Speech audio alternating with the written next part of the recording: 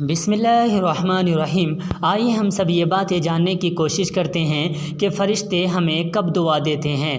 رسول اللہ صلی اللہ علیہ وسلم نے فرمایا، جب مسلمان مسجد میں نماز پڑھنے کے لیے آتا ہے اور نماز کے انتظار میں بیٹھا رہتا ہے، اسے نماز پڑھنے کا ثواب ملتا رہتا ہے اور فرشتے اس کے لیے دعائے مغفرت اور دعائے رحمت کرتے رہتے ہیں۔ یعنی فرشتے اللہ سے یہ دعا کرتے ہیں کہ اللہ ان کے گناہوں کو معاف فرما، اور رحمت کی دعا یہ کرتے ہیں کہ اللہ اسے خوشحالی عطا فرما، اس کی زندگی بہترین بنا دے۔ اور جب تک وہ نماز کی جگہ بیٹھا رہتا ہے، فرشتے اسے دعائیں دیتے رہتے ہیں۔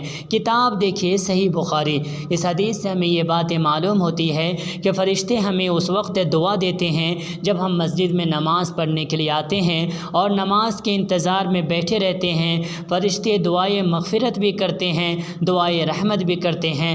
ہو سکے تو ہمارے چینل